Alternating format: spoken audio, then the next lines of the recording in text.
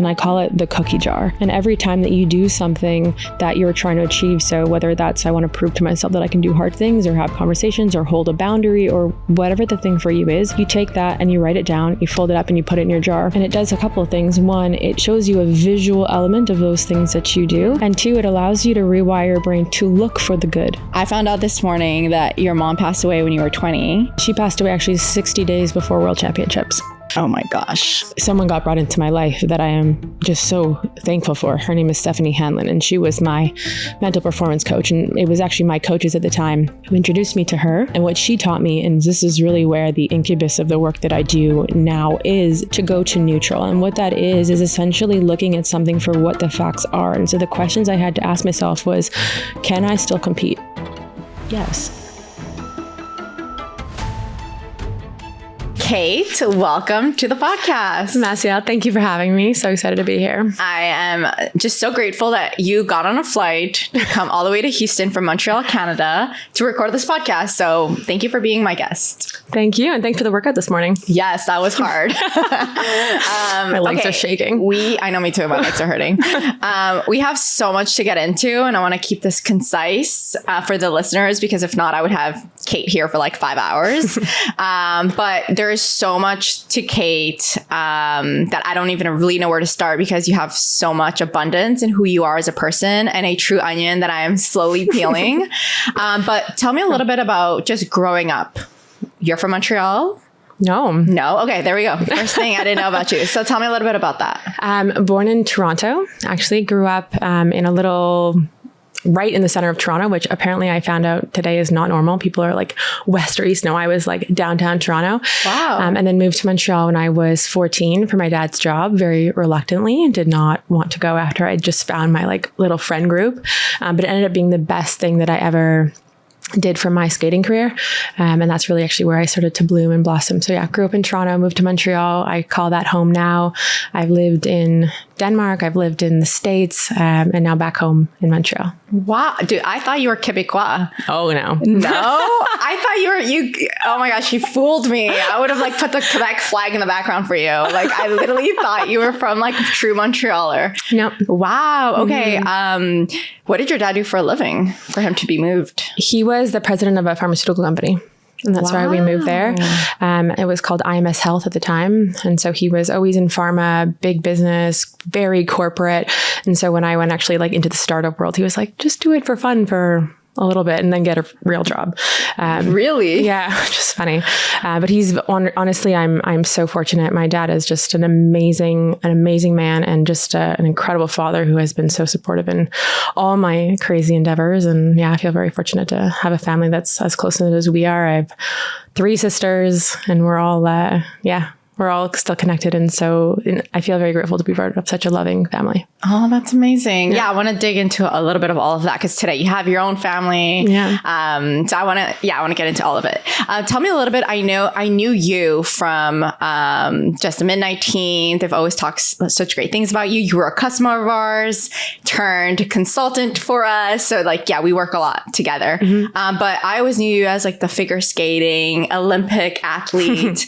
And tell me a little bit about that career. I did figure skating for like 3 years. My mom probably thought I would be an Olympic one day, but never happened for me. But I did love figure skating, but never to the level that you've taken it. Yeah. I was never that girl that you're like, that one's going to make it. I was the girl that was like, keep trying, honey. You're doing super great. But honestly, I just had this immense amount of determination and will and love for the sport that it really kept me going through it all, really.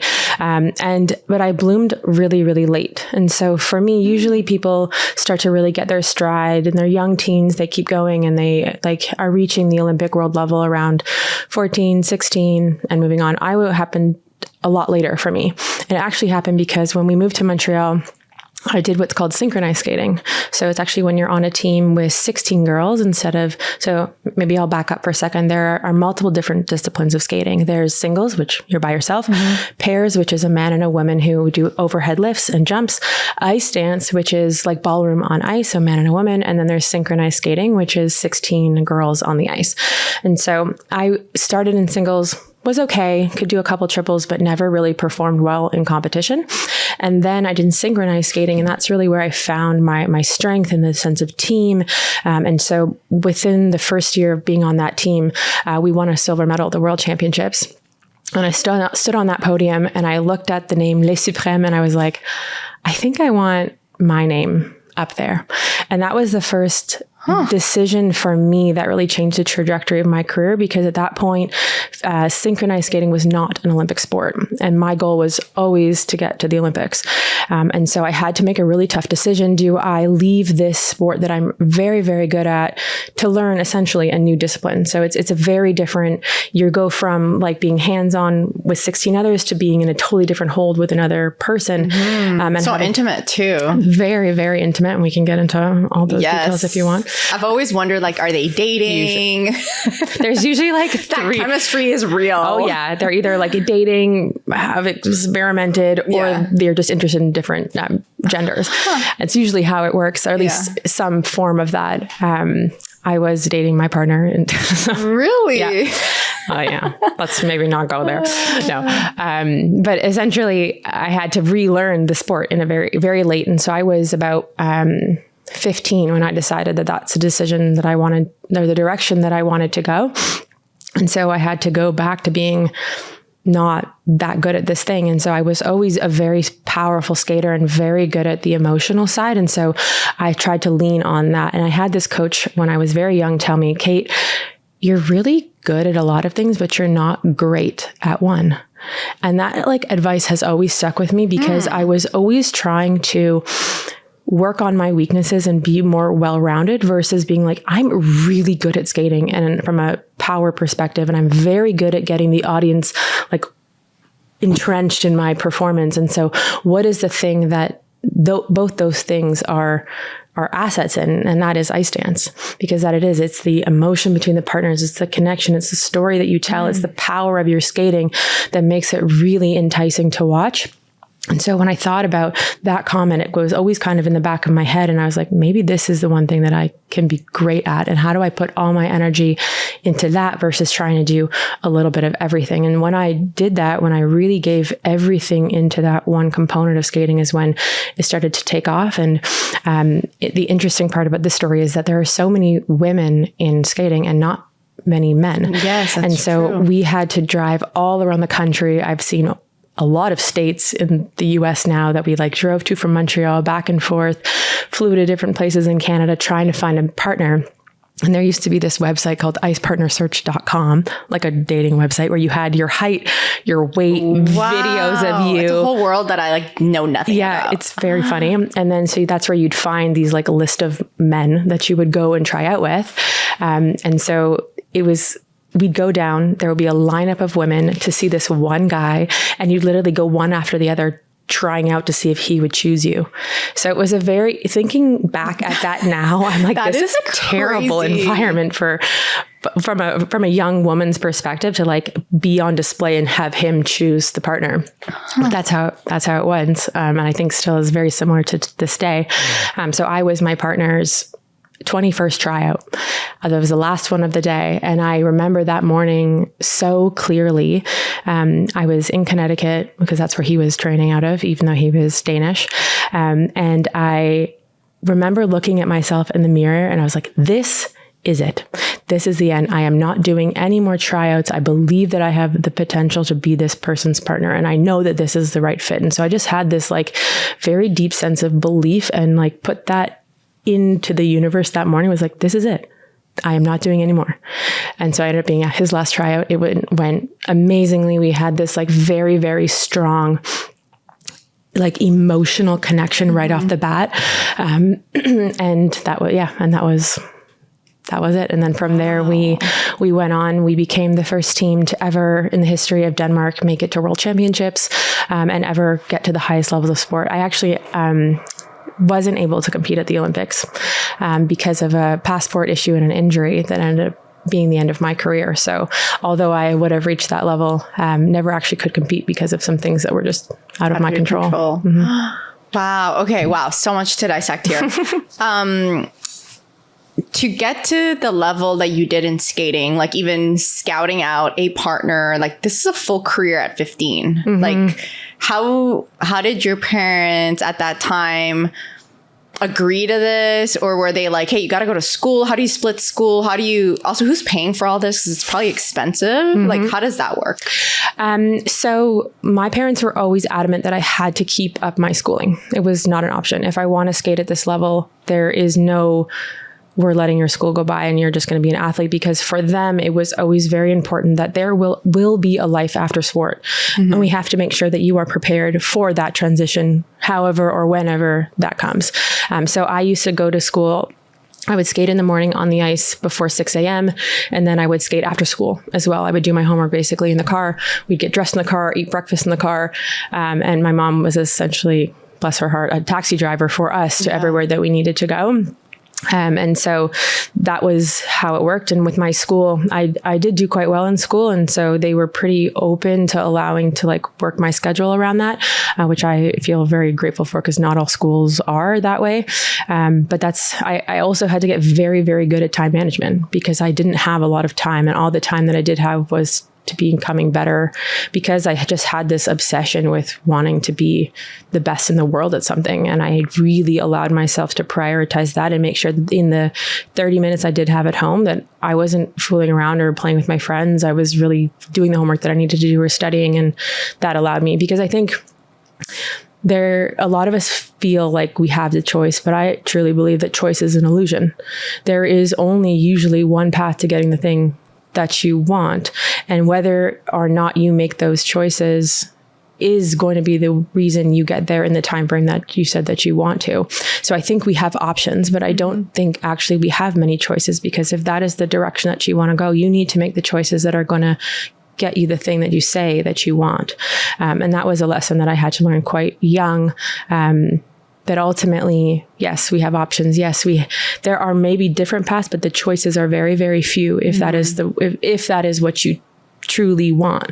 And I think that I was fortunate to have a support system where my parents put us actually in a lot of sports, and we got to choose. Neither of my parents were elite athletes, but they gave us the support to go follow the things that we love, and push us towards that. Something that I did with my parents every year was we would sit down at the table and make a commitment for that year, because in those moments, there are for sure moments that I hate skating. I'm done with this. I don't want to do this anymore. Like we all have in our day to day. But the way that we approached it was, at the beginning of the season, we make a contract, and I'm not doing a contract with them. I'm doing a contract with myself, that I write down that I'm committing to this year. These are the things that I want to get out of the year, so that when we come to those points in time when I'm like, F this, I'm tired of this. I just want to be with my friends. I want to go out. Like, it's a very different upbringing, a very different childhood, because you're so focused on this one thing. That in those moments, then we had like, you made this commitment to you, not to anyone else. And so I always found that that was something that kept me really driving towards a thing. And if then at the end of that season, I still didn't want to, then they were fine for me to quit if I wanted to. And I found that gave me a lot of my own, control of where I was going. And ultimately it instilled in me, like, a lot of integrity, like you do what you say you're going to do. And the word that you have with yourself is the most powerful. And it is the most important to keep that. Even the small things that you say, that you're going to do, that is how you build trust. That is how you build confidence. It is all based on this essence of trust and knowing who you are and wanting to make sure that you prove yourself right? Not anybody else, just you. Yeah, I love that. And I think a lot of people sometimes like break promises to themselves all the time. Like, I'll start today. And then it turns into, I'll start tomorrow. I'm going to take better care of myself. I'm going to leave this person. Because like, we all know what's right for us, but we let ourselves down so much. But you're right. Like, I feel like the integrity starts with you and how you treat yourself and how you think about yourself and your goals and what you've committed to. Like, you cannot break that promise, because then it's so hard for everything else to kind of work out for you. If it's not, you're not even keeping the promise to the most important person, to yourself, which is like you. Yeah. And that is your evidence. So I used to say all the time, I don't believe in myself, but I have evidence. And I think one of the ways that I have built confidence over the last decade or so is really about like aggressively looking for your own evidence. We're so quick to give others credit for all the great things that they're doing, but we wait to give ourselves credit and actually to look at all the things that you have done. Like most of us have done some really, really hard things. And we forget that in those moments, they don't have to be these massive endeavors that are hard. It could be a small thing where I said something to a person or a partner or a bot, and that I stood up for myself today. And that is a huge deal. And so one thing I like to do now with the clients that I coach from a performance perspective is to build this box of evidence. And I call it the cookie jar. And so you literally have a jar, whether it's on your desk or whether it's at home, with a little Post-it note beside it. And every time that you do something that you're trying to achieve, so whether that's I want to prove to myself that I can do hard things or have conversations or hold a boundary or whatever the thing for you is, you take that and you write it down, you fold it up and you put it in your jar. And it does a couple of things. One, it shows you a visual element of those things that you do. And two, it allows you to rewire your brain to look for the good, to aggressively build that evidence for yourself so that when you have those moments of doubt, you're like, I actually don't think I can do this. I've never done this before. Where do I start? You're like, oh, wait, okay. I have done pieces of this before, or I have held that boundary before, or I have, started something that I'd never tried before because I've started to build this bank of evidence. And I have found that it's actually very fun to do as a family. So you all add your little Post-it notes in, and at the end of the year, you open them all. And you go back and you relive these memories. And what you're just trying to do is, we are so wired for negativity, right? We have, I think it's like 80,000 thoughts a day, and 80% of those are negative. And so if we are not... Wow, that statistic is scary, but it's so true. Yeah. And so if you're not actively looking for the things, I call it look for the good. And if you're not priming your brain to look for those things, then it will default to negative, because our brains have not evolved since we were in the caveman era, right? We are still under threat of the saber-toothed tiger. And so you have to rewire your brain to look for those things. And I found that's a really fun way to do that. I love that. It reminds me of a Tony Robbins kind of quote that he says, where it's like, life isn't what you experience, but life is what you focus on. It's it's literally that. Beautiful. If you focus on the good, you have a good life. Yep. Like it's all about focus. And like, to your point, like, what are you picking up from your day? Is it all the bad things that happened to you? Or if you're just looking at the positive, then you had a great day. So I love that. Tell me a little bit about then, like, kind of continuing figure skating. So you found your partner, and then when does it become full time? Or like, does it ever become full time? Does it become a career? Do you get paid? Like, that's I'm curious. Great question. So there are different levels depending on, there's a lot of factors. So one is what country you represent. That will dictate how much funding you get or not. I think what's really interesting that's happening now is a lot of these athletes are starting to have personal brands outside, which I think is amazing, because most Olympic athletes, world level athletes, have no money. Like, we are spending everything that we earn, whether that's in coaching or prize money, back into the sport. And it is incredibly expensive. I think it was costing about, again, this is a long time ago, but like $60,000 a year per athlete. That's basic training. That's a lot on the parents. Sky, please do not get into figure skating or any sports. I know. Sports get into amazing. YouTube or something. Yeah. I'll get you a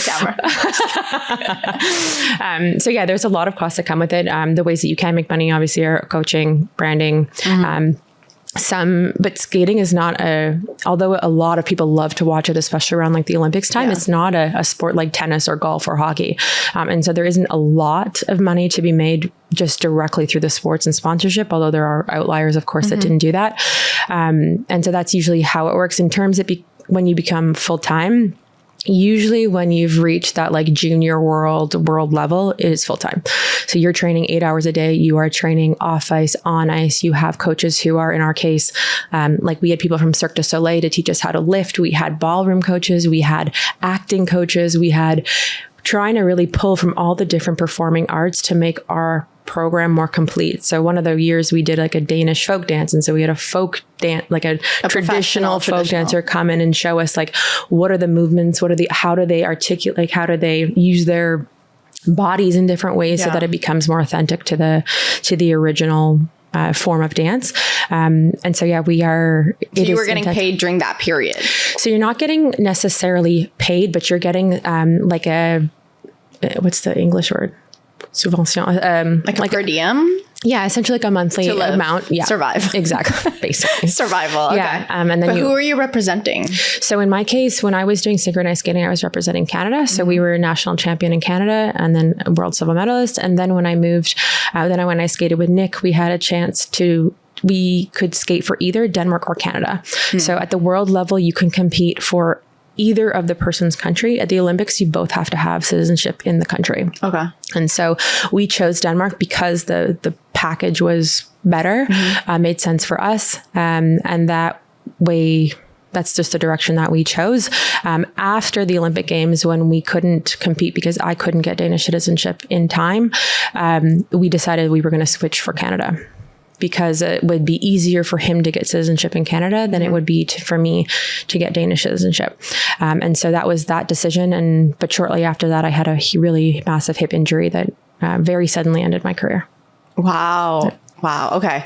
I want to get into the ending of the career, because I think that's probably one of the bigger challenges that you've had to go through in life, and kind of have to think at this crossroad of like, who is Kate and who does Kate want to become? And I think I love how you can tie a lot of this to like the corporate world or your titles or who you are and whatever you decide to be in life. It's like all of a sudden that identity is no longer yours. And it's like this past story, and having to rewrite it is very difficult too. But it's also, I think it's like, if you look at it, and it's so hard in those moments, like nobody's looking at it this way, but it's like, you've got this canvas and you could be anybody that you want, even though at that time we all probably still want a little bit of like our identity, because you did love the sport, etc. But before we get into kind of like post skating, I found out this morning that your mom passed away when you were 20. And I'm so sorry to hear that. It made me like think about so many of my things. But how did that affect your skating career? And like, how did you even continue? Because so many kids would just shut down at that point, in my opinion. I don't know. So for context, she passed away actually 60 days before World Championships. Oh my gosh. So, and it was the one that we were really expected to do quite well. And so, as you can imagine, I was a 20-year-old, and her passing was very fast. So we found out that her liver was 80% compromised, and 5 days later she was gone. So it was... From when you found out? So she had breast cancer about 1.5 years before. She had cleared that with homeopathy and radiation and done all of that. And then we went to Florida for Christmas, and her stomach started looking like she was 7 months pregnant. And she was like, something is wrong here. And so I left to go back to train, because we had the championships coming up, the European championships before World Championships. And so she stayed back with my sisters and my dad, and then came actually back to Montreal quite quickly because it just progressively got worse. So she was admitted to the hospital. They found out that the cancer had metastasized through her lymph nodes into her liver. And then 5 days later, she died.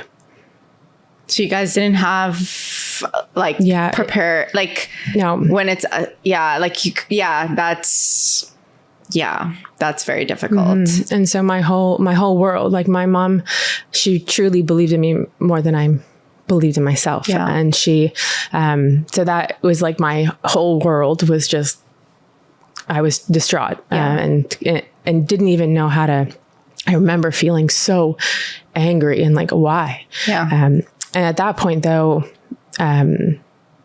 someone got brought into my life that I am just so thankful for. Her name is Stephanie Hanlon, and she was my mental performance coach. And it was actually my coaches at the time who introduced me to her, because they knew we had this championship coming up, and they're like, we don't know how to deal with this. We've never had an athlete in this situation.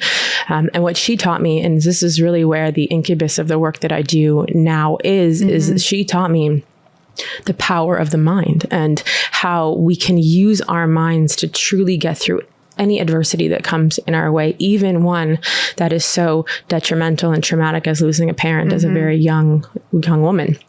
And so I worked with her, and I honestly credit this, it's called neutral thinking, and something that she taught me, that it is going to what is true in the moment. And so it's very easy when things go wrong like that. People are like, oh, everything's going to be fine and it's great and be positive and it will all work. And I'm like, F you. it is not, I am not fine right now at all. And it's like that positivity is just like, this is just not what I want to hear. But what she taught me was to go to neutral. And what that is essentially looking at something for what the facts are. And so the questions I had to ask myself was, can I still compete? Yes. Is my body strong? Yes. Okay. And so in those moments, my thought process wasn't, why did this happen to me? I can't believe this. Like going into that like mentality of what you said, which is really normal. Yeah.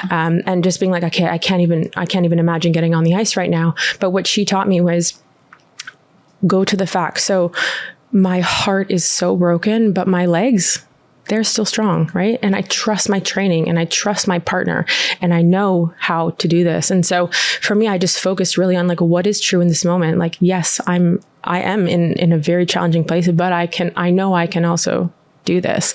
And so the morning before that last world championship skate, I just kept repeating these statements to myself that because these word is true. It takes the emotion out of it. It takes the judgment out of it. It just is like, what is true? And we can all use that in our life. And one that you'll see every day that people say is like, oh, it's so hot outside. Actually, it's 37 degrees and I've been able to do this and that. Like go to what is the fact, what is true in this moment. And it allows your mind to go to a place that is not around judgment, not around the emotion. It takes that bias out of it. And just how do you downshift and get to a place where, okay, what is the next right step? And for me, the next right step was just training today.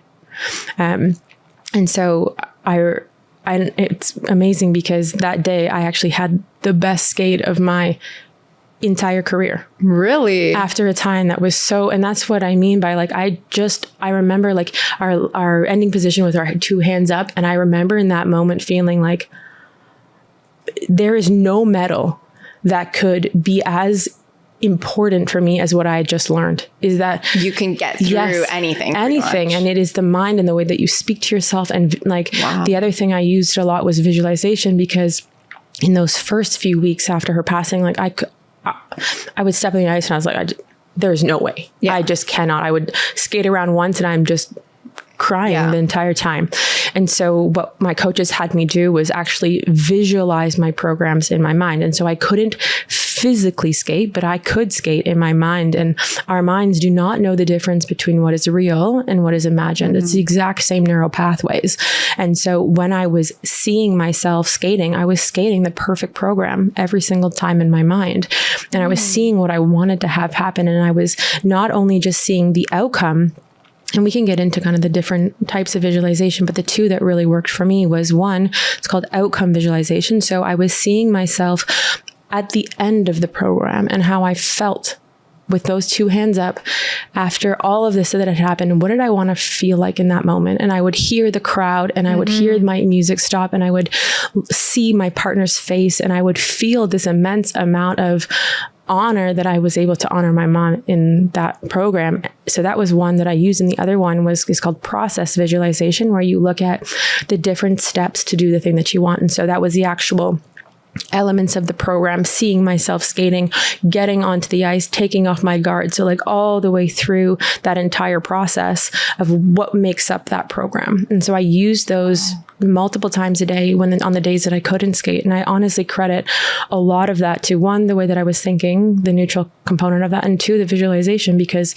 I couldn't skate, but I was able to perform that program better than I'd ever skated it on the day that it mattered the most, because I used my mind in those moments. So yeah, it was a very challenging time, but I really reflect back on that time now and how much it taught me about who I am, what I am capable of. And that is why I do the work I do now, so that I can have that impact on someone else that she had on me, because it truly, truly changed my life. And I think that once you learn how the brain works and these types of things that as athletes, we're fortunate to get exposed to, but most people aren't. Yeah. Most people never learn how to use their mind, or even the small little tricks that we use as athletes to perform when it matters. And that's really what I've dedicated my career now to, is helping people understand those things that anyone can use. And it truly makes you a better, just feel more connected with yourself and able to reach those heights that you know deep down you are capable of, but just haven't had the ability to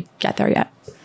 Wow, I love that. And like that's kind of how I knew a lot of your background was like the visualization. It's a really hard word.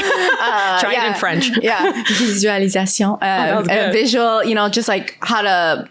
That's kind of how I know your brand to be, like helping athletes, but also taking all of your training into teaching executives, high performers. Like there's so much on training to be an athlete, but training for a career, for running a company. So I thought that's super cool. And like, I love everything that you're doing today in that space, in the coaching world.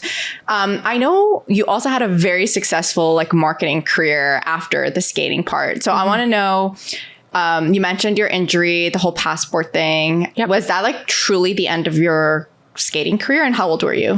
So I was 21. So what ended up happening was we were living in Italy and training there during the season because we competed on the European circuit.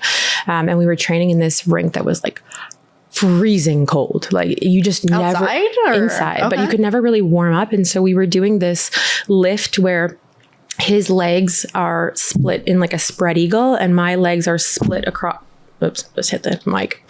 My legs are split across his body in a split. And my hip just like it just popped. And so I ended up tearing my labrum in 2 places, tearing my hip flexor. They had to shave my femur, shave my hip socket. They had to then make this small incision in my IT band to give my hip more room to move. And I had this done in Colorado with this incredible surgeon. But what ended up happening was he made this little X in my IT band and didn't document that properly to the physio. And so I was there rehabbing for 7 days after. And to get seen by him, I had to send him my athletic resume. Like he only takes elite level athletes. Wow. I was rehabbing beside like an NBA player that was like so massive. Wow. I was like, who was paying for all this? My parents. Mm-hmm. Okay, I thought like the country or whoever's in charge, because that's surgery in Colorado. Like, yeah, I don't even want to like hurt a finger in the U.S. Like, yeah, so as a Canadian, yeah, as a Canadian, I don't want to get hurt. We obviously there was other ways that like that works a bit. Like you, okay, but you were still responsible as an athlete for your care. Mm-hmm. Wow. And see, when you mentioned injury, I thought like you fell on the ice or like you did a jump and you fell and it was just from a movement. Mm-hmm. Just from a movement. Wow. And I had to skate through like a national championship with that injury. Like I skated through a lot of injury. Wow. But in that moment, so they did the surgery. It was super successful, or at least I thought. And we had originally just written off that season saying, okay, we're just going to use it. Yeah. But I was skating so well that I was like, let's go. This is great. I feel powerful. I feel stable. Like everything was so good. And they're like, okay, let's go. And then a few months later, so the surgery was September, and December, the pain came back ferociously. Couldn't walk for more than 10 minutes. I was like, what is happening here? I don't understand. Like I just went through all of this. It was successful, as they said. And so I got every MRI, every X-ray you could imagine, and nothing was showing up on imagery. And so the doctors who I was seeing now in Canada were like, you can either walk when you're 30 or keep skating. Make a choice. Really? Because that's how severe I would have gone. They said it was just going to get worse. And I actually had to stop skating in order if I ever wanted it to heal. And I remember so vividly sitting in that room being like, who am I if I am not a figure skater? That was my entire identity, and everything who I thought that I was. Yeah. Even like my family, when they wouldn't be like, hey, Kate, how are you? They're like, hey, Kate, how's skating? Like it was always about what I did. And my identity was so tied to that. And so very, very suddenly I had to really figure out who am I if I am not this? And so I actually didn't go back in a rink for 4 years after that. From that moment. Mm-hmm. Okay. That must have been... Which is crazy because I knew that if I did, I just want to push through it and keep going. And like, they were very clear, like, this is not going to heal. And so what ended up happening was a year after that, I was still in pain. And I was like, you need to go in and find out what is wrong, because I know my body. I know something is wrong. Yeah. And so they did an exploratory hip surgery where I have a really big incision on the side. They had to open my entire hip. And what they found was that small X that he had made in my IT band had opened and my quad had herniated through my IT band, which is it's very, very rare. They'd only seen it in one other baseball player before. And then they were able to patch it and everything healed. And now I have no problems, but that is ultimately what happened. Yeah, it was quite the adventure. And healing after that one was very challenging because I didn't have a goal anymore. I wasn't trying to get back. Yeah. And so to answer your question of like how to answer your question about how I got back to that, one, I think when you are in a moment of transition is first recognizing that it is okay to be really upset and angry and feel all of that. I think I really had to go through, like, I was really mad. I was like, why can they keep going? Like what, kind of that like questioning that we get back into, but then saying, okay, how do I use what I know and rebuild myself to your point earlier, right? Like, how do I reframe this, not as an end, but as a beginning? How do I look at this differently? And that took a lot of work. It doesn't happen on that day. No way. You have to like grieve it. Like, I feel like that's 100%. The right word. You have to like, it's dead. That part is dead. That story is no longer me, but that takes a lot. Yeah. That's hard. And I think it was also what I call now like identity shifting, and realizing that the beliefs that we hold about ourselves are simply stories. They are not fact most of the time. And realizing that all this story that I had created around myself and what I am capable of, it was simply that. And when I talk about identity shifting now, it's actually just making a choice of who you want to be. And it sounds very simple, but once you decide, okay, I am a former athlete, but I am also going to be a student, or I'm going to be this. And I was fortunate to be in a marketing class where this girl, I remember beelined it for like when you have to like do a presentation in front of the whole class. And I was like, ooh, stage, this is great. Yeah. I haven't had one of those. Haven't had an audience in a while. Yeah. And so she came right after me and she was like, you need to do case competitions. And I heard the word competition, and essentially what that is, it's like a business competition. So a business has a case and multiple students from different universities compete. So like a Shark Tank pitch exactly. vibe. Okay. Yeah. So you had done that in a class. She thought you were amazing. And she said, you need to do this for the school. And so I tried out for the case competition team, got on, and then ended up being their like key marketing person. And I ended up competing in all across the world for the school in marketing. And that's really where I found this love of marketing. I always knew that I had this like creative business side. But that's where I really got introduced to it. And how I did that though, which is interesting, is when I was skating, I had an alter ego. And so Kate never competed a day in her life. I created a character that I stepped into every time I was on that ice, of someone who was powerful but graceful. And I became this other version of me in that arena. And I was like, okay, how do I take that and create a new one? And so every time that I like pulled on my pencil skirt, that was my like totem or artifact. And when you're building an alter ego, you have to have something that's really meaningful for you that like activates that. In skating, it was my red lipstick. In business, I was like, I'm going to pull on this pencil skirt. And for me, I'm becoming this new... I'm getting ideas. I'm going to like put a necklace on and be like, that's it. Or my earrings. Yeah, it's an amazing one. And a really interesting one of it is actually the sound. So like the clip of the watch, or like when you hear it snap, those things are really, really powerful and triggering your body to step into this new version. We can go into like how to build that if you want, but... So is this kind of like visualize her? Is that kind of the same concept of like who you want to become? Is that your alter ego? It can be, but for me, the way that I think about it, it's actually first of all, it's not about faking it. And it is all these traits are already within you. It is allowing them to come forward on the field of play that you want. And so you could have an alter ego at home as a husband or a wife or parent, because our identity is fluid. We have multiple different versions of ourselves that we are at work, at home, with our partner, playing on the basketball field. Like all of those are different identities that we can work within. And this is just being really intentional about who it is that you want to be on that particular field of play. And so in this instance, for me, like to take inspiration from different characters, objects. So I have clients who Marie-Philippe Poulin is one of the captains of the Canadian hockey team, and she's called Captain Clutch, and she always scores the winning gold medal goal. So one of my clients, who's a young hockey player trying to make some of her first very elite teams, for her, it was, I want to be like her, because she's a very shy girl, and she wanted to be someone who is powerful and aggressive and decisive. And she also really liked Wednesday Addams because she has this protective nature and she doesn't stand for shit. Like, sorry, can I say? Yeah, you can swear.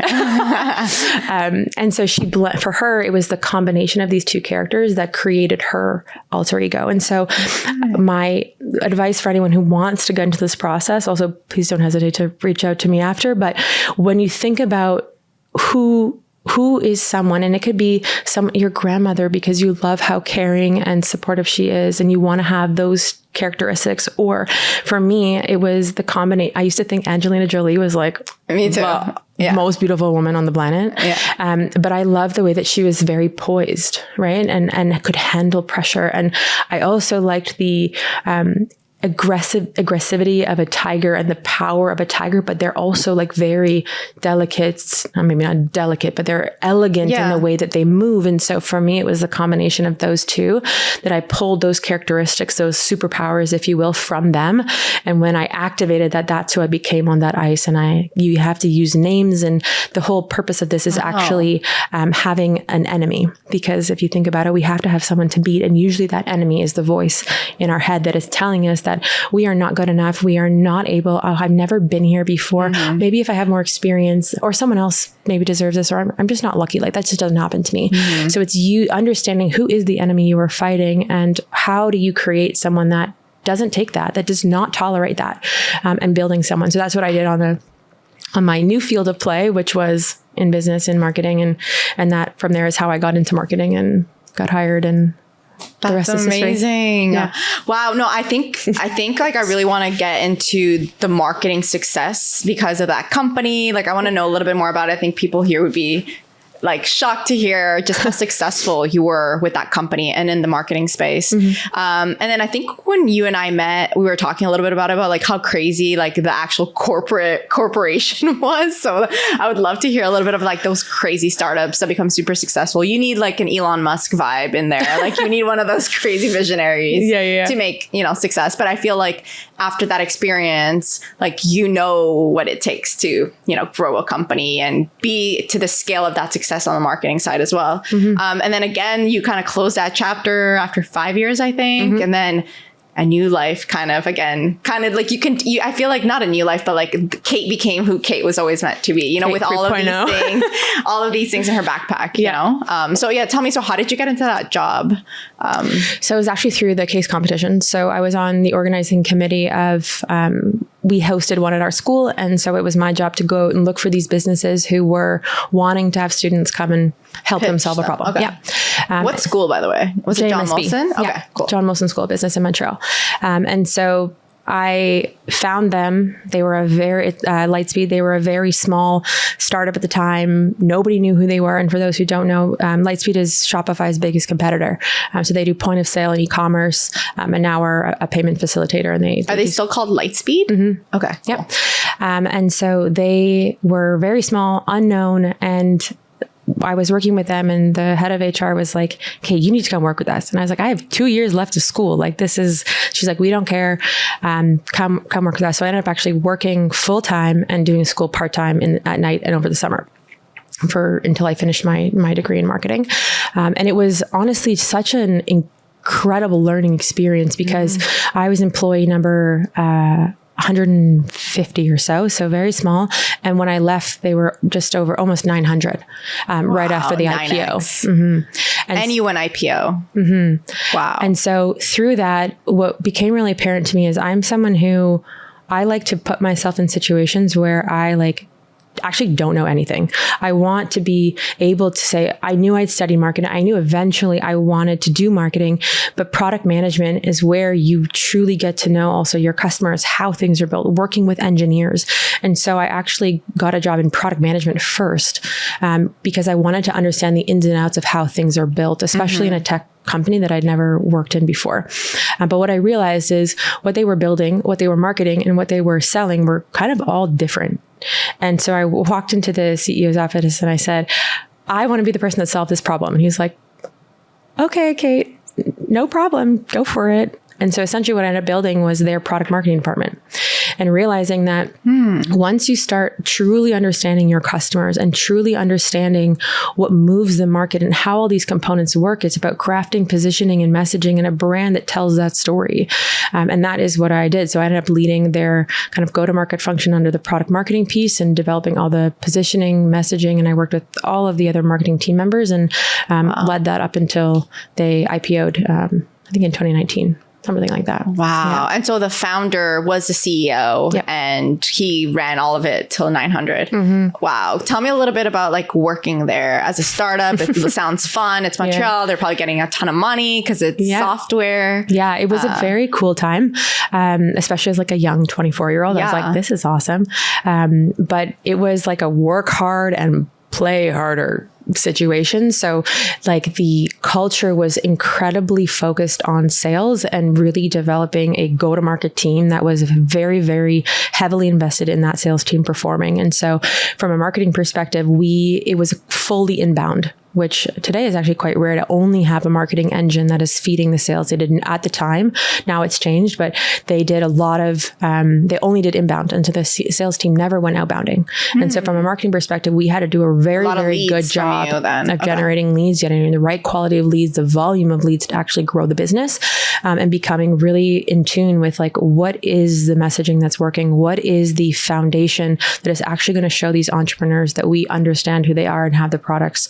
And so the way that I like to think about that is when you're approaching a market is not to actually look at the software, the thing that you're trying to sell. I want you to think about the person on the other side. So for us, they were these small business owners who usually were mom and pop. They were, at least at the time, now they do much larger enterprise deals, but it was, most of them started this thing because they loved to create the thing that they did. Yeah, a bakery or like a nail salon. Like, would you say that was the market, or who were you? Yes. Or people who wanted to sell stuff online? So both. So it was like bike shops, vape shop, like any sort of like that kind of shop, a lot of retail, and mostly retail. And then they acquired a company that did restaurants. So they were, but a small business, because they were trying to show that you don't have to use the oracles of the world. They were trying to democratize that type of product to people who usually were just on pen and paper and had nobody supporting them.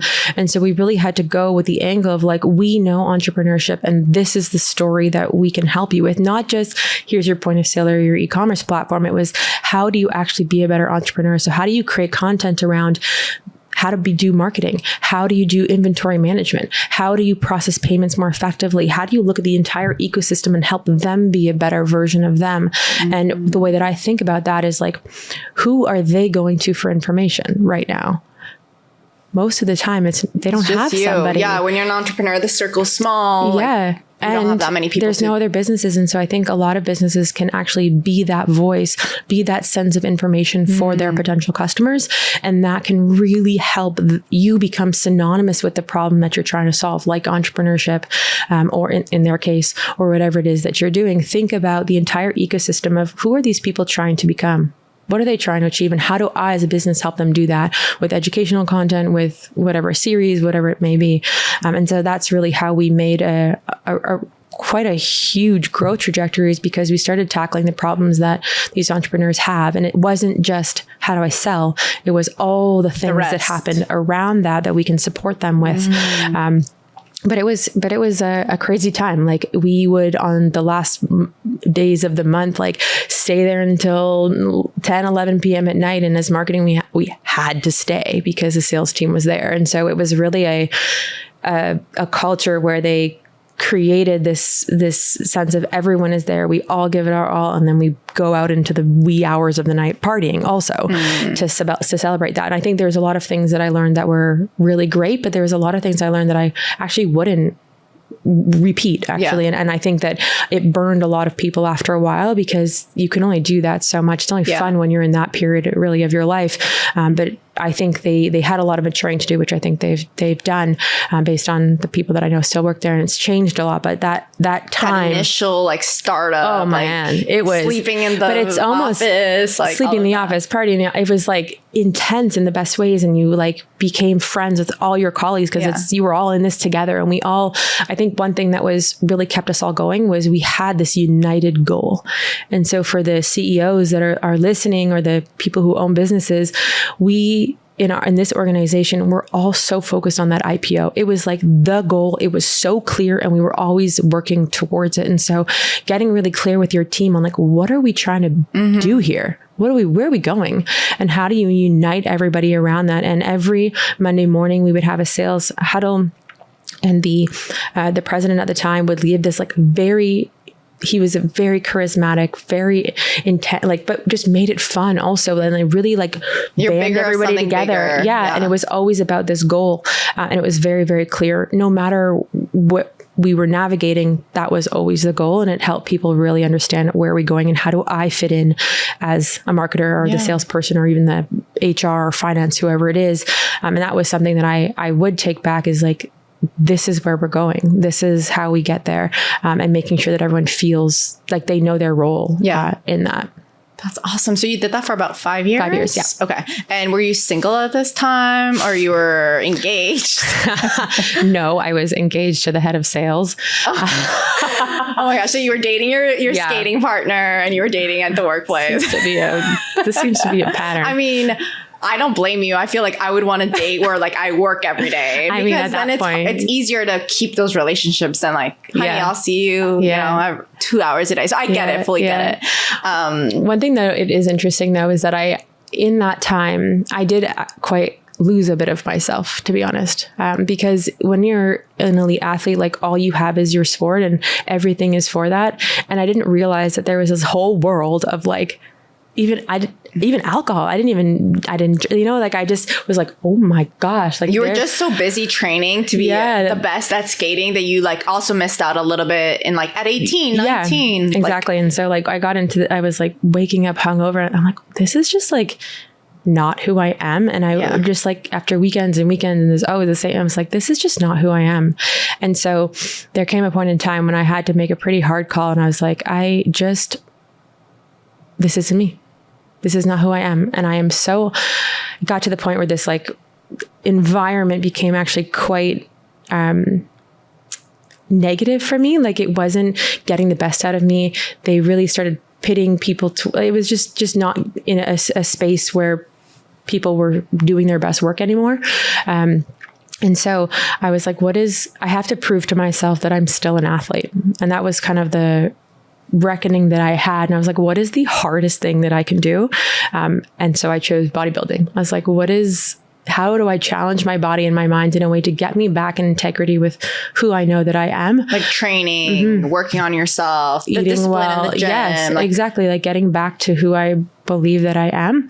And that was a really big turning point for me, because one, I came back to like who I am as an athlete, but two, that I can stick to those things, and that this is a lifestyle that I want to live, versus just this crazy fun. And like, don't get me wrong, I had a great time. Yeah. Like great time, crazy memory. There are nights I don't remember, like all the things, dancing till who knows what time. But like, it was really important for me to get back on that, like not path. Lose yourself into where exactly. You were. Yeah. And I was also really unhappy in that relationship because it was just fueled by that. And though he was a really wonderful person and I have the utmost respect for him, he just wasn't the person for me. And so challenging myself, and something that I learned through that was sometimes you actually really need to do a hard thing and go and push yourself to do it. Like raise the hand and just do it, because without that, it is hard to, again, build that trust and that refining yourself in that moment. And so that bodybuilding train I went on actually was really healing for me in many ways, because it also helped me understand my body more effectively, and it helped me understand how to fuel my body. That was something I really struggled with skating, was we were always had to be the like tiniest, lightest version of us.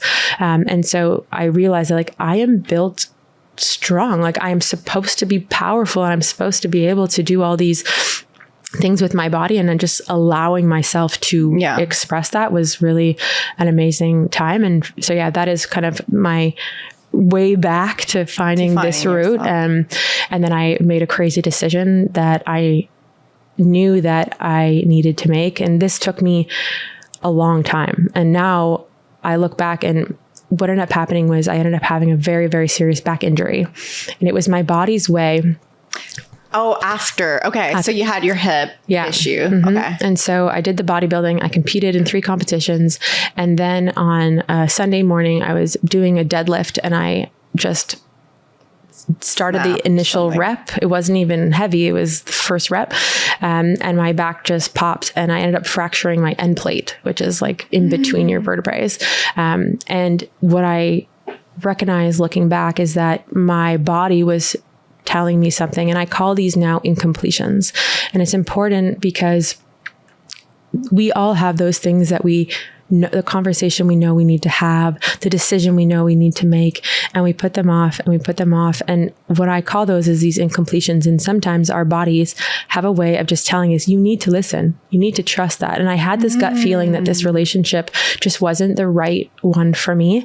And I just ignored it, even though I knew. And then it shows up somehow. I've heard of that through several people that I know, where something like a fracture or something around. And I met this lady who's like very into like what I call woo woo, but she was like if you break this arm, or if you break that, she had a whole thought behind what it meant, what your body was trying to tell you. She was like, if it's on the right side, it means a relationship. If it's on the left, it means and I was like, that is crazy. And she was like, no, like there's whole science behind your body telling you things. It is totally true. That's crazy. Like even with my hips, I look back now and I know that the hips are the emotional center of the body. It's where your psoas is attached to your adrenal glands, and it's where your body processes emotion, fear, and stress. And so for me, my hips were stress and fear of one.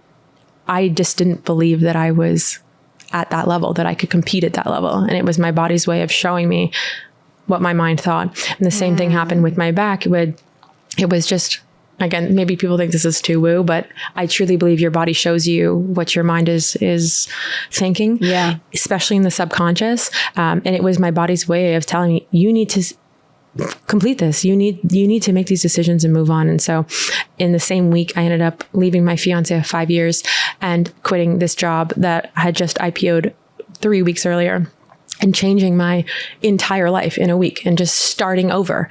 And I had a house, I had 2 dogs, I had all of this set up. From the outside, my life looked really wonderful, but inside I just knew that this is not my path. And just being bold enough to make that call. And it was hard. Like, do not get me wrong. I probably spent over a year thinking about that. And now I have learned ways to make those decisions much faster. Yeah. And helping your clients. Yeah. Because you like see the writing on the wall. You see yourself. You're like, oof. Yeah. This is how we get you to those decisions. Exactly. So if you do have those like nagging knee injury or a foot injury, it actually is your body telling you have resistance to moving forward or where you're going. And so they do have very clear indications of where it shows in your body, of what actually your mind is thinking subconsciously. And so use that as a signal just to actually look into, where do I need to heal? Where do I need to dig a little deeper here? Maybe there's a belief here that is holding me back, and trying to get really honest with yourself. That's, what just like showed up in my head is like, I had something similar around like, I have dry eyes from LASIK eye surgery from like 10 years ago. And it's always my right eye that gets super blurry. And it's honestly, it's the most annoying thing. It's like if you have glasses and you just have scratches on one side, and it puts me in like a terrible mood. Like I can't focus on anything other than like my eyes bothering me. And so what's interesting is over the last 5-6 years, like I was writing it down, like when is this showing up? It's usually when it's in a very dry environment. Like if I'm going to Canada, it's winter and there's like heat in the house, I correlated it to that and things like that. But the more and more I like started to look at it over the last few years, is it was always around like how I felt in that month, whether I was super stressed or if there was fear, if I was fighting with a family member, how I felt in my relationships, like, and it triggers that dry eye. And I feel like I've been in such a good place over like the last 8 months that a few weeks ago, I was thinking, I'm like, I haven't had blurry eyes in a long time, but usually around this time of the year, like according to my notes, it's the spring. And I feel like whenever I get triggered around fear or whatever it is, like my eye shows up. So it's this weird, like now I have to think about it and be like, whenever you have like these big migraines or stomach ache, like it is your body. Like I truly believe it, because now I'm starting to correlate it with situations and be like, that's when my dry eyes show up. And there's this book from Louise Hay, which we talk about all the time, How to Heal Your Life. Like I love her. I love her book. Everybody needs to go out and listen to it. But at the back of the book, there's this whole list of like headache, migraine, different cancers, stomach, like all of dry eyes. And you go in and it tells you what the issue is, like, or is it emotions? Is it fear? Is it whatever? And I remember just being like, I remember going and looking at dry eyes and being like, oh, that's me. But so I love that you're bringing that up. I think our, like the listeners look at that and like, we don't hear our bodies enough. We really do not pay attention to our bodies. We were just never taught to listen to our bodies. Like really. Totally. Like, and it's interesting because intuition is is actually something I think you can train. And what I have found that I've been trying to do more effectively is listen to what I call these intuitive hits. And again, you're trying to build that evidence, that trust with yourself, that when you have these little moments. So the other day, I just had this feeling like, I think I need to go skating. And again, like I don't skate very often anymore. And I went to the rink and I got on the rink and I just skated around, did some fun, like nothing crazy. I got off and I signed 2 new clients that afternoon. And I feel like when we feel these little things, I think I should just go for a walk, or maybe I should just do listen to those little intuitive hits that your body is telling you something. And you start to build that trust muscle. And then as you listen to these, they become more clear, they become more intentional. And then things really start to shift quite quickly. But it is, again, trusting your body. And I think that's one of the people ask me all the time, like, what's the one piece of advice? Like you hear that all on the podcast. What's the one piece of advice? And for me, it has really been trust your body. Trust it. It is so powerful and it is so in tune and it is way more innately powerful than you are. I think we are still aware at all. Like everything has meaning and your brain is so powerful that once you start to tap into those things and listen, things can really, really shift quite dramatically, which is why a lot of my work focuses too in the neuroscience behind things that we do and what is actually happening and why that fear of judgment comes or why those things come up, and helping understand what our body is actually trying to tell us in those moments. And then helps you reframe that, like one of the examples is those nerves or that anxiety that you feel right before a big presentation or a big meeting or like right before this podcast, right? And so once you start to learn that is actually just your body pumping you with the chemicals it needs to be faster, stronger, more alert, more agile, you start to say, oh, this is my body working for me, not the opposite. These are good things, right? And so it's something I work with all my athletes and the executives I work with is understanding that our bodies see fear and anxiety and excitement when you do a body scan, they are exactly the same where they show up in the body. It is your mind that decides what they mean. And so if you start seeing this fear and this anxiety and this nerves as like, oh gosh, what's going to go wrong? What am I going to do? This is not going to work for me. That's exactly what your brain is going to look for because that's what you're telling it to look for. If you see it as, oh, okay, I'm excited. Okay, this is good. Your body is going to respond in a way that makes you want to do better and be the person that you need to be in that moment. And so one is reframing it and understanding what's happening inside your body and learning to listen to those things and reframe them as something that is empowering you. The other one that I find that is very fascinating is so this was another competition I had, and it was one of the first times that I competed in front of 10,000 people.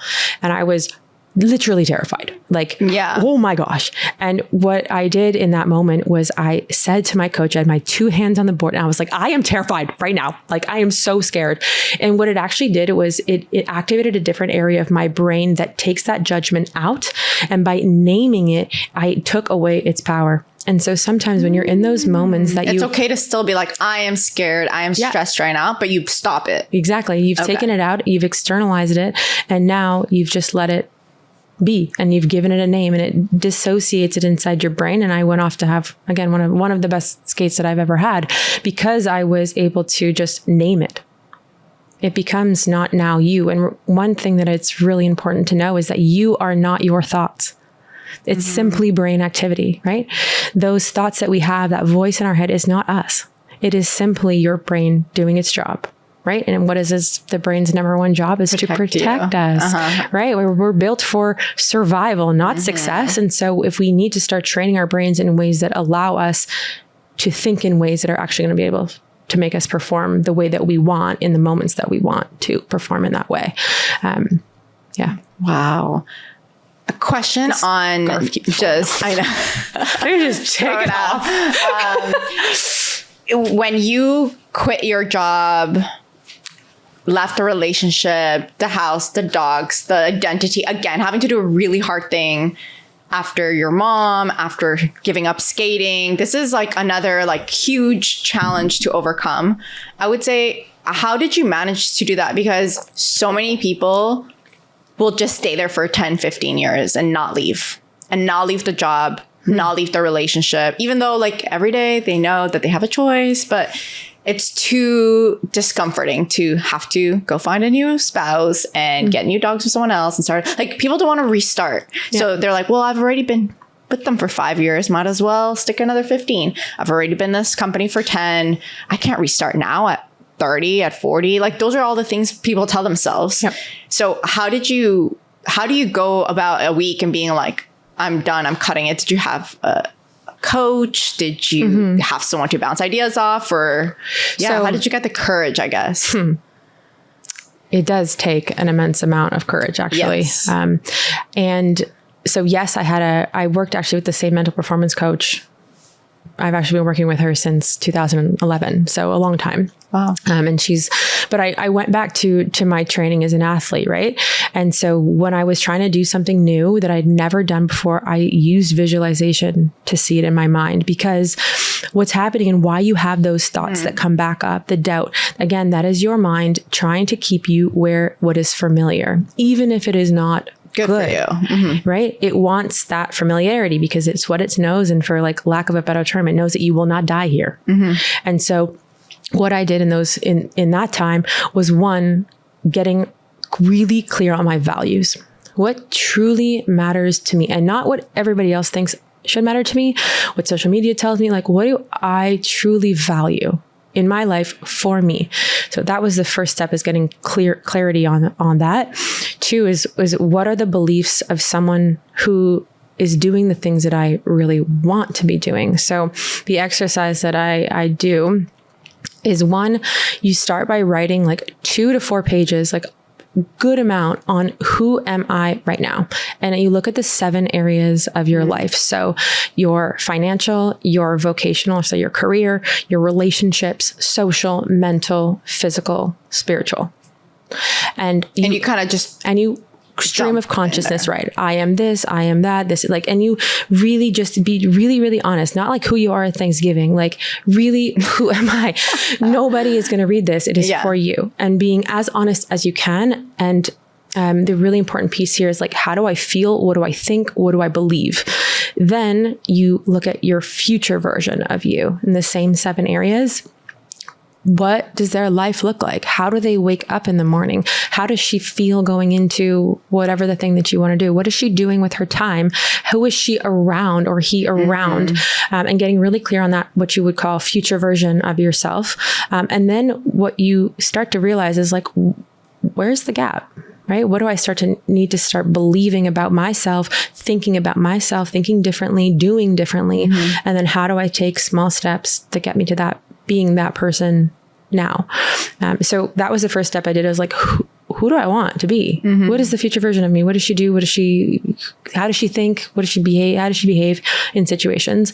And then what I did was I used, again, visualization. This has been the most powerful tool in my life. Like, I use this to get parking. Like, right in front. I Rock think star. about that too. Seriously. Louise Kay taught me that. Yes. Where it was like every time you're going to go like, and this is just so that you start training and getting little wins and being like, oh, it worked. Yeah. And it's happened to me a few times ever since I started to think about it, especially at Costco. I'm like, we are going to get a spot at the front. We're going to, and like, I like, it happened talk about today. It, and it happened. I said it. Remember? Yes. I'm like, we're going to, like, I trained it. And sometimes I'll be like, 10, look, it did work. And he thinks I'm psychotic. But it's like those little things where I love what you said about visualization. I remember listening to the podcast that you did with Rory, and it was kind of during that era where I was like slowly getting into it.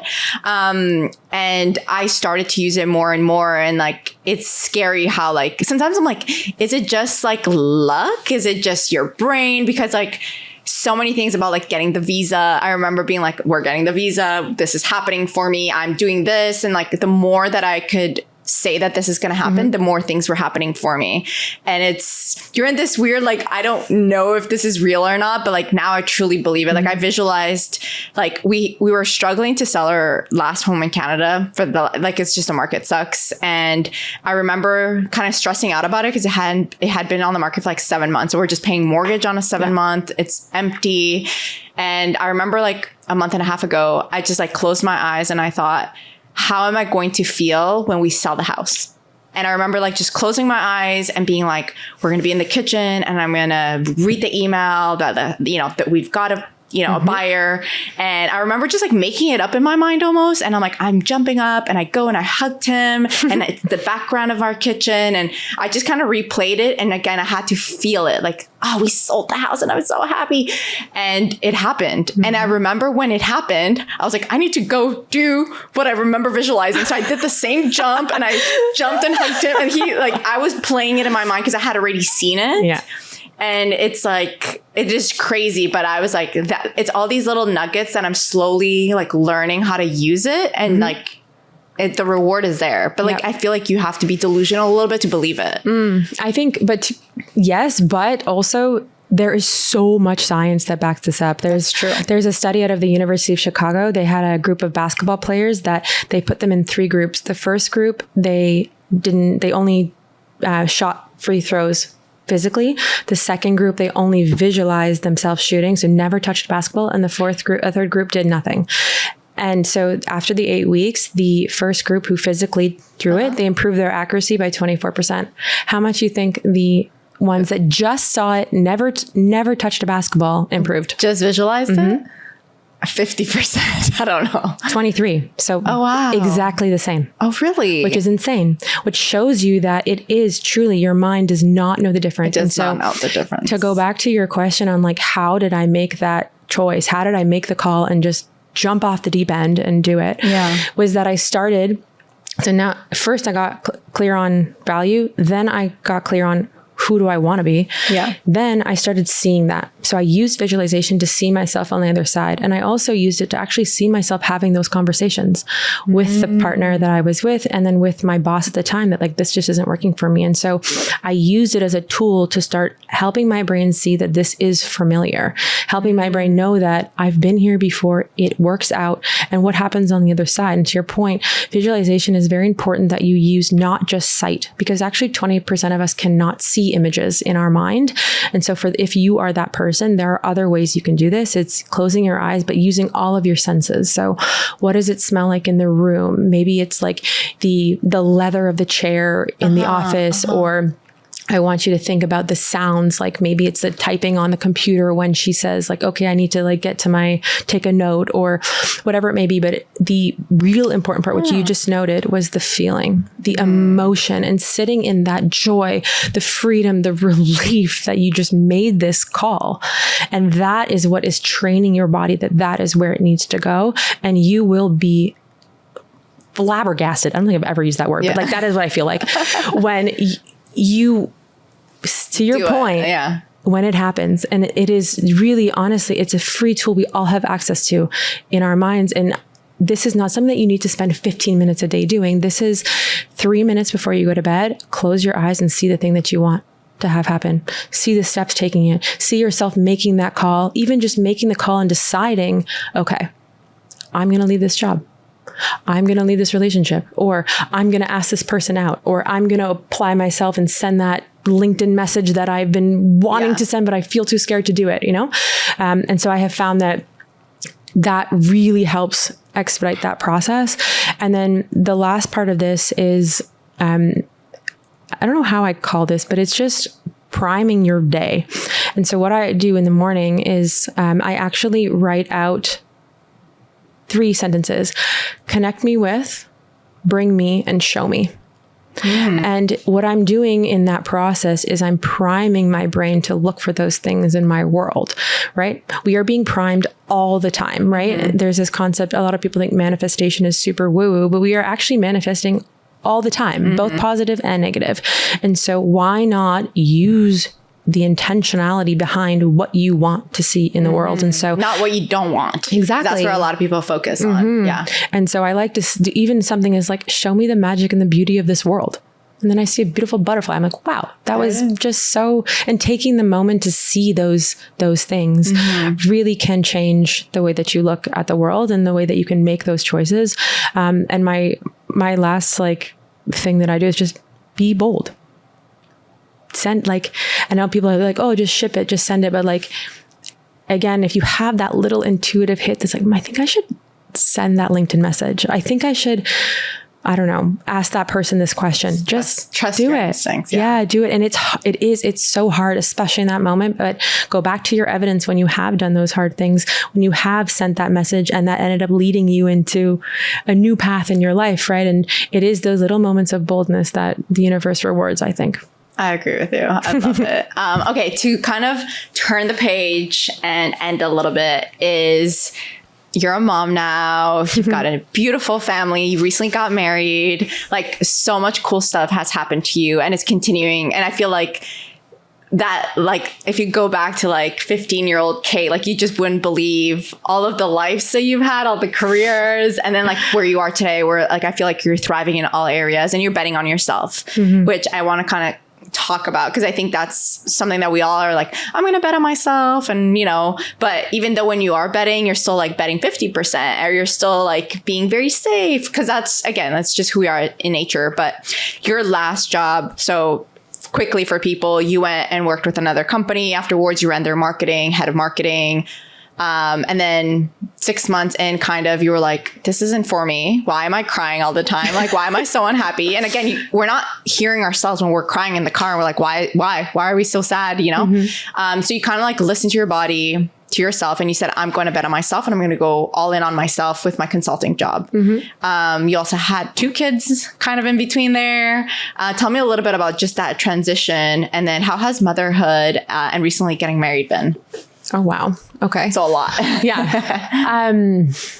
Wow. Where to start? I think I will say that through all of these transitions, I too have really big moments of doubt and really big moments where actually I didn't believe in myself and I took the easier route. And so have some grace with yourself too.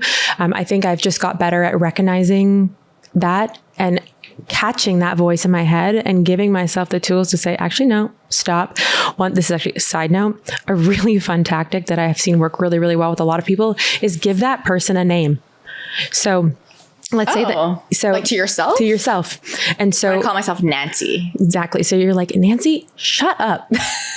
I'm Karen, shut up. We all have a Karen. Oh, yeah. But I'm telling it sounds really bizarre, but it actually is incredibly powerful by giving that a name and again, dissociating it from yourself.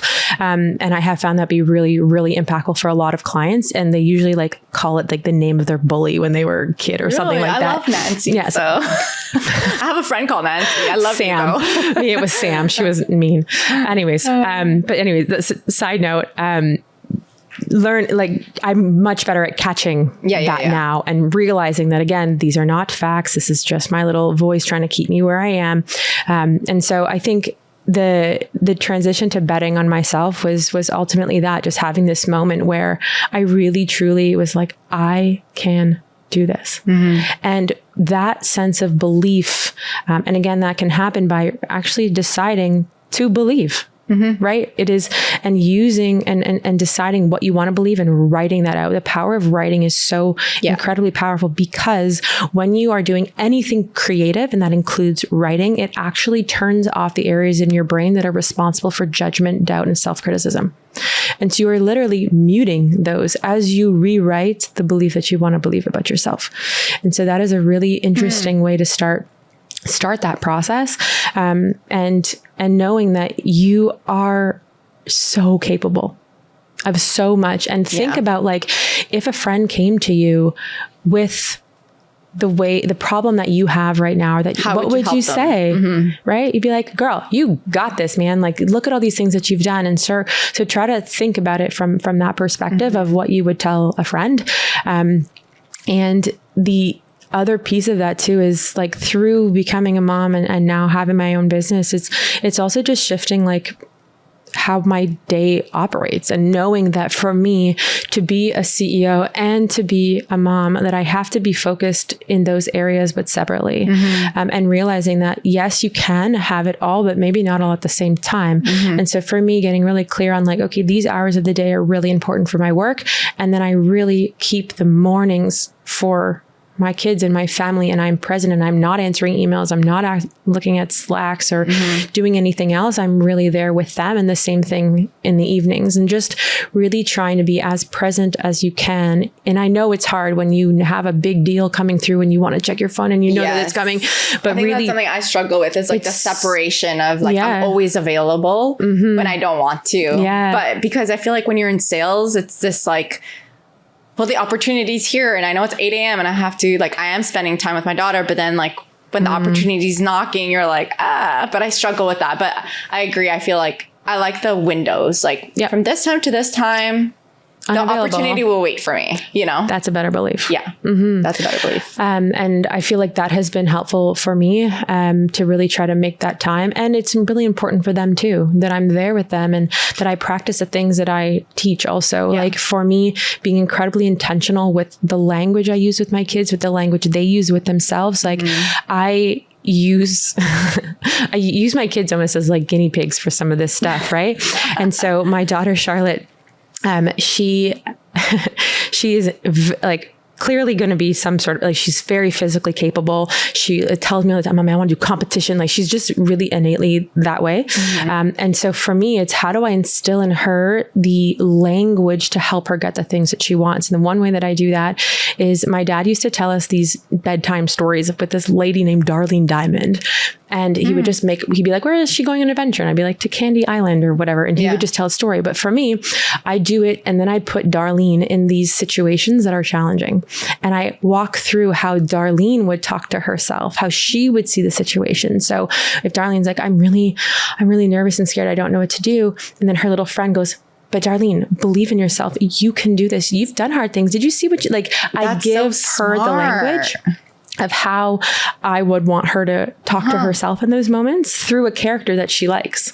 And so the other day we were in this, like, jungle gym thing, and she's like, Mommy, climb up this thing. I was like, there's no way I'm going to fit in that thing. And she's like, Mommy, believe in yourself. You can do this. I believe in you. And I was like, wow, these are, like, the things that Darlene says. Cool. And so I need to start stealing Darlene ASAP. I find with kids, like, it is never too early. Yeah, I agree. To start them on how they talk to themselves, because your voice will become their inner critic. So really being intentional about how you talk to them and how they talk to themselves. And in our house, like, the word can't does not exist. It is hard. I'm having trouble with this, but we really try to reroute the way that they speak to themselves and how they see situations. And I find that I can't be that intentional if I am thinking about my email that I need to send. Right. And so that would be something. And there's so many ways you can, the same thing with the alter ego with kids is so fun,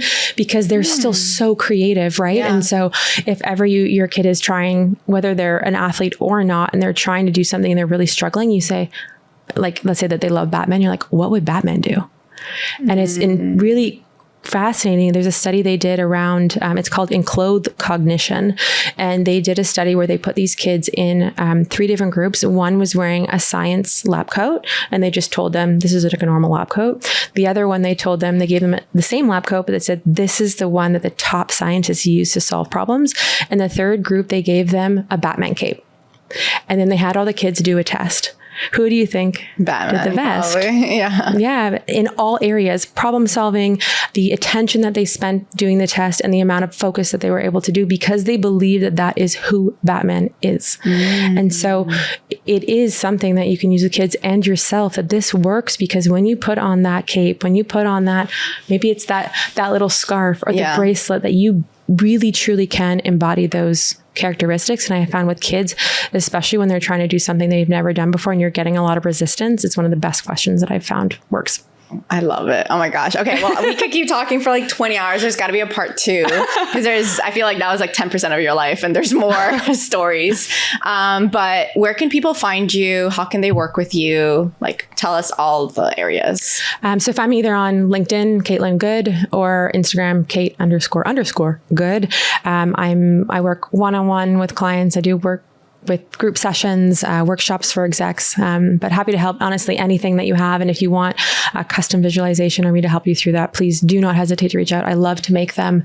And I really hope that they can change your life as much as they've changed mine. I love it. Okay. And your email, so that they can reach out to you as well? I think I would just do the other 2. That's easiest. So just Instagram and LinkedIn? Yeah. Send me a DM. Okay. Awesome. Yeah. Thank you for coming. And I'm excited to see what's in store for us. Thanks for having me.